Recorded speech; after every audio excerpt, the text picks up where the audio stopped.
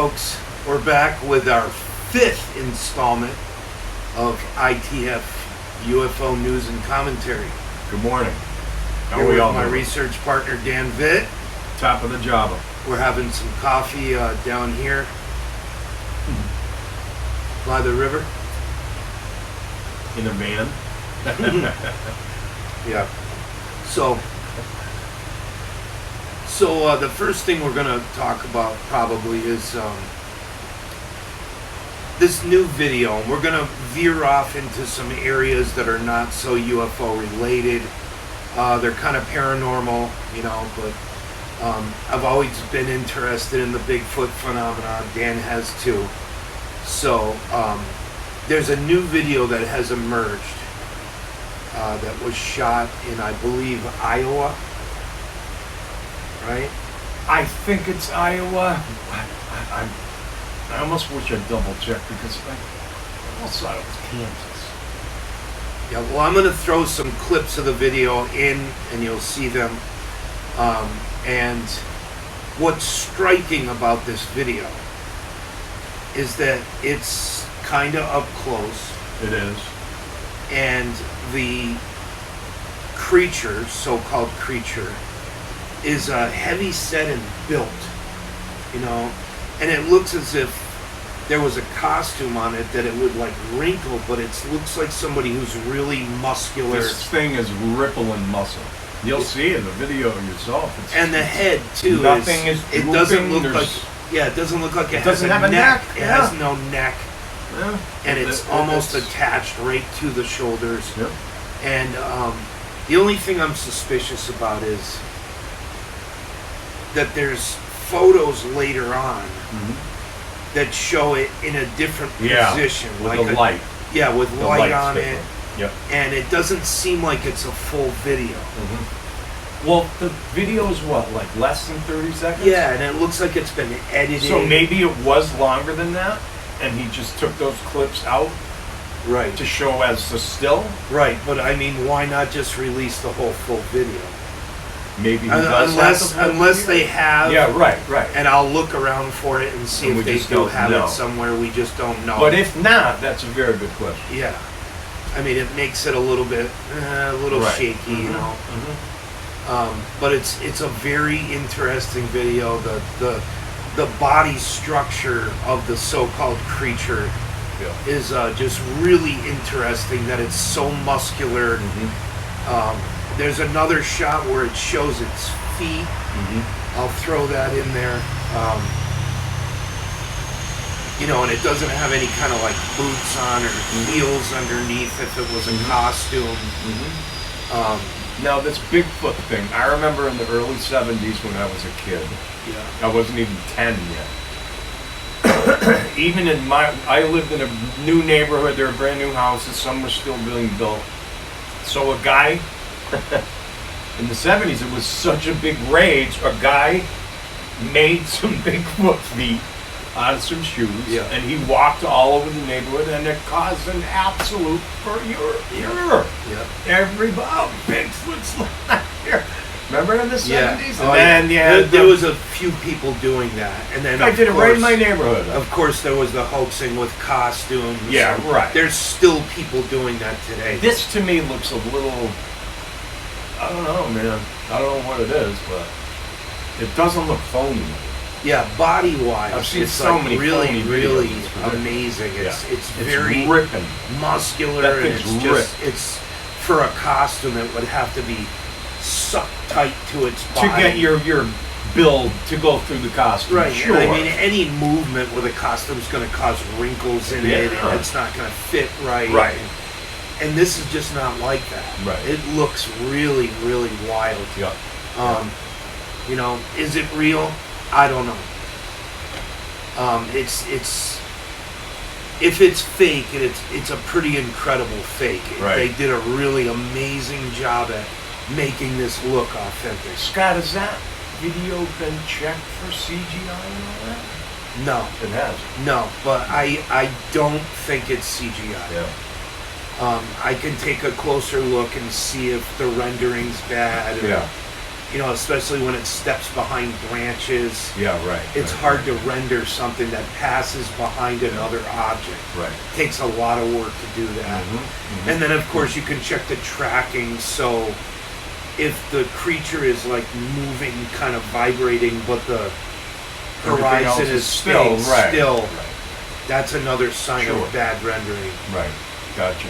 There's a few things you can look for to authenticate it. So, I mean, I'm going to look into it some more, and You folks will have to make up your own mind, I guess. yeah, we're going to check it out. So, It intrigued the both of us because it's one of the more real ones that I've ever seen. yeah, You know? yeah. Well, So, no doubt. could be real, maybe, Could be maybe memorized. not. Right. It could be a magnificent hoax. Right. Yep. Yep. Like a lot of things. Like But a lot we of will things see. in ufology, or I should say in the paranormal realm. Right. Yep. So this next thing I wanted to talk about was there's a lot of lens flares that come out. People claim they're UFOs. I've had a lot of experience with this. I've done my own experiments over the years. You Don't know, you have a photography degree? yeah, my degree is in photography and So digital you know imaging. what you're talking about. Yeah, so if it's a lens flare, You can tell. 99.9% of the time, Right away. I can pick it out. So there's different kinds of lens flares. There's the kind where you shoot into a bright light source, the light bounces off and causes Right. a light in the sky or in the Yeah. forest or whatever. Kind of like a reflection off your watch, maybe? Right. Something like that? Then Yeah, there's right. another kind where I can go to, let's say an Oh, I example, see I what can you go mean. to a Walmart parking lot, Yeah. point it into one of the tall parking lot lights, Right. and it will bounce the reflection of that light to anywhere in the sky I want to put it. All I Yeah. got to do is move the camera. Right.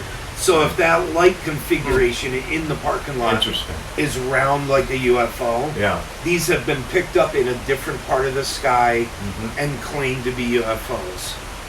Here's an example. I'm going to show a few examples here so you can see that. There's another kind that I like to call a filtered lens flare. Mm-hmm. So somebody can take a photo with sunlight coming through the trees. Yep. The lens flare will show up, but it'll be distorted. It'll have a distorted shape. And it's the shape of where it's coming through the trees. Right. So I call it a filtered lens flare because it's filtered through the canopy of the leaves and the branches. This is another kind that's been picked up. So, my advice about that is if you're out there and you're trying to capture something or you're trying to maybe pick up some anomalous phenomenon, do not shoot into a bright light source. Right. That is the ultimate no-no. It'll cause artifacts, all kinds of weird effects on the camera. Do not shoot into a bright light source, whether it's the sun or it's headlights or it's a street light. Don't shoot into a light. You want the light behind you, correct? Well, Preferably? behind you, but I mean, preferably no outside light to interfere at all. right. If you can shoot without any light like that at what you're trying to catch, then do that. Oh, by all means, right. Sure. And there's so many different kinds that have been caught. And the shape and the configuration of the lens flare will depend on how much light you're getting, what kind of camera, the internal structure of the lens, the housing, all of that stuff will create different kinds of shaped lens flares. And a lot of folks think they're UFOs. What some people like to do when they hoax it is they'll shoot a lens flare with the light source. Then they'll crop the light source out of the photo. So Yeah, right. all you'll see is the lens flare. So you don't know that it's coming from bright light source. And here's a couple examples. I'll show you that. And this is something that, you know, is easy to look for. You know, once you get used to how lens flares are created, how lens reflections, filtered lens flares, how they're all created, you can spot these things a mile away. I've been sent photos with the light source cropped out, leaving just the lens flare. And it's taken me a while to, you know, figure it out that, okay, it was cropped out. In some cases, it's hard for me to tell. Right, that's pretty sneaky. But I get suspicious of it. You know, I don't take it for granted that, oh my God, this is a UFO. You know, never. I remain skeptical until I can look at everything. And if I can get a hold of the whole photograph, a lot of times I can tell if it's been cropped. And I'll ask the person, could I get the whole photograph and not the cropped version? Sometimes they'll deny that it's been cropped. Sometimes they'll go, sure, here it is. And there's the main light source in the whole photograph where it hasn't been cropped. So yeah, so keep your eyes peeled for that stuff. There's a lot of it that goes around. It's just, you know, either people are mistaken or they're literally purposely trying to fool you. Which I think is the case most of the time. Well, a lot of them, these internet websites will pick it up and they'll run with it. You know, this guy caught a UFO and it's easily looked at as a lens flare. It's easily, you can see it. And you would think them being in the television, broadcasting business, that they already know. But it's the internet. They want the clicks. Of course. They want the subscribers. They want you to look at the advertisements. That's what it's all about. That's what they're trying to do. They're trying to drive you to their website. And you can get used to the ones that do it. There's a lot of websites that will do it repeatedly, over and over again. They'll promote this stuff that they know is not real. But they'll promote it, put it in a headline, drive the traffic to their site. This is what they do. Be careful of it. It happens all the time.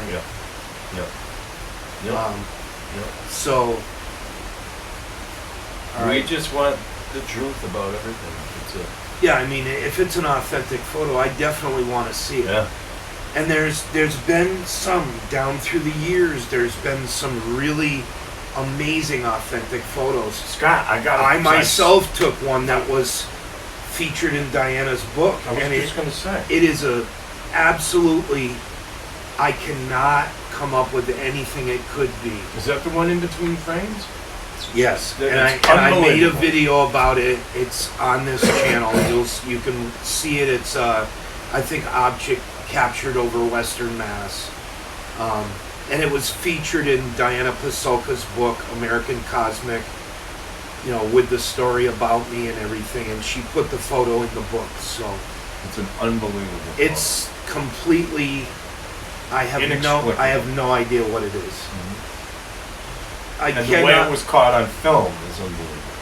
And I cannot match it to, birds, balloons, atmospheric. If that were the case, it's below the cloud cover. I don't know what it is. It wouldn't have been in just one frame. That's the kicker for me. Yeah. Because you took, 16 in a row? No, I took about 25 to 35 right in the middle photos. One picture. And I rapid fired them. So if it was a balloon, a bird, a plane, it would have been in every one of them. You would have seen the sequence through the photographs, but it only appeared in one photo in the entire series of photographs. It really is. So I'll throw it up here so you can see it and you can go and watch. The video really is just about the photo. That's what it's about, but I'll put the photo here.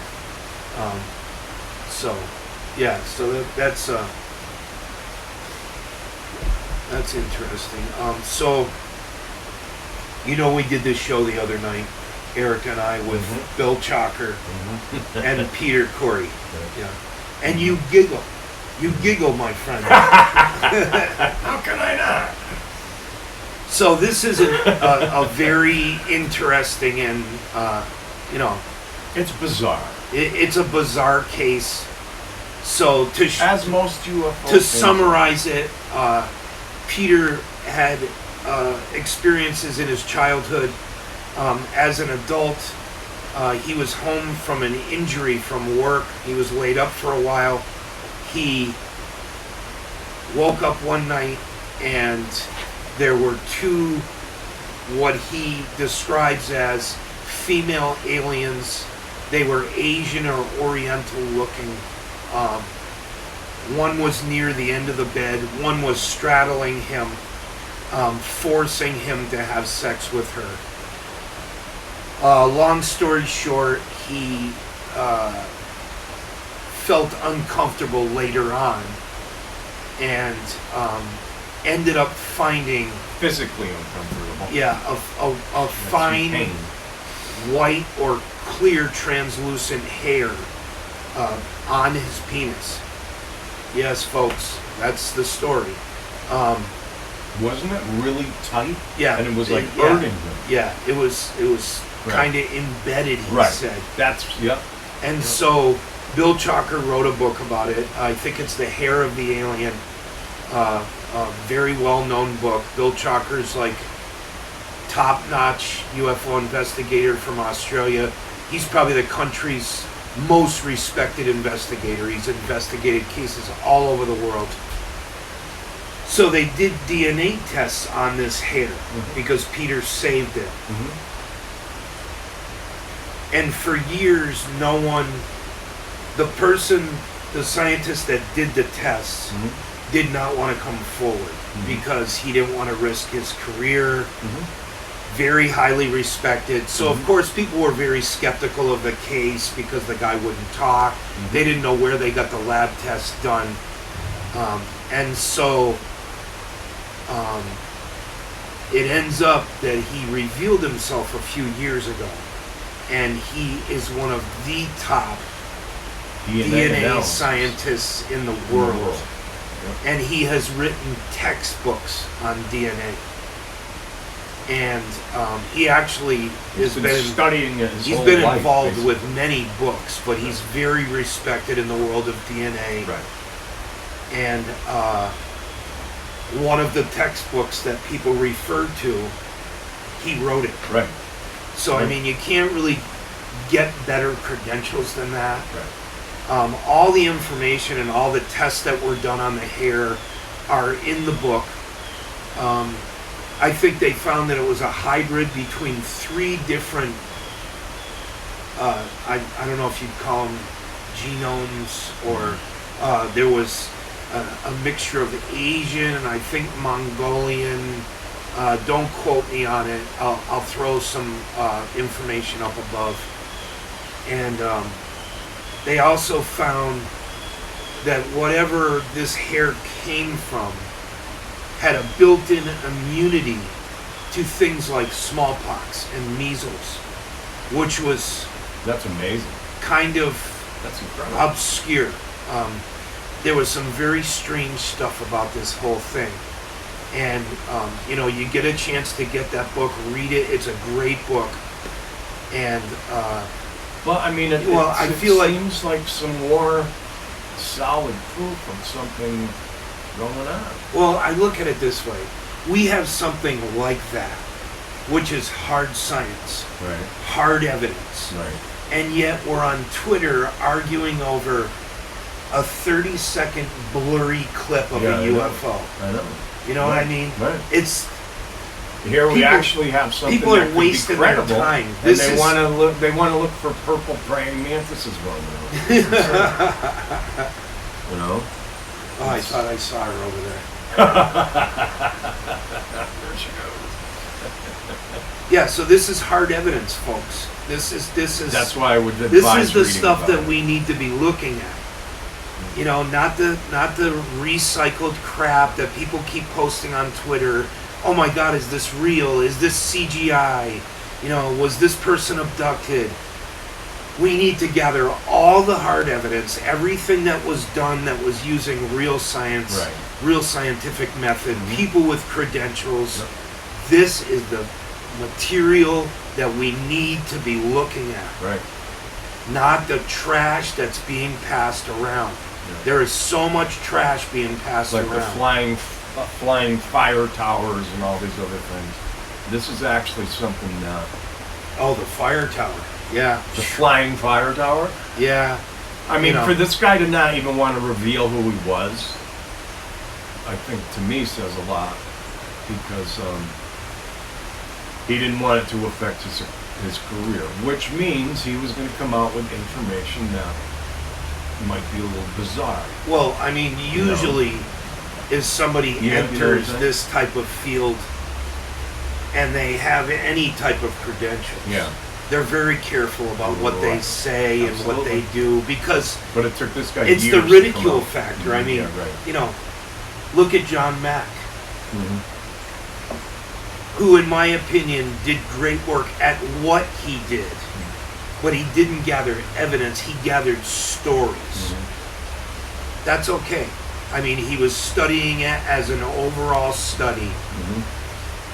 But, I mean, as soon as he started doing this work, Harvard wanted to shut him down.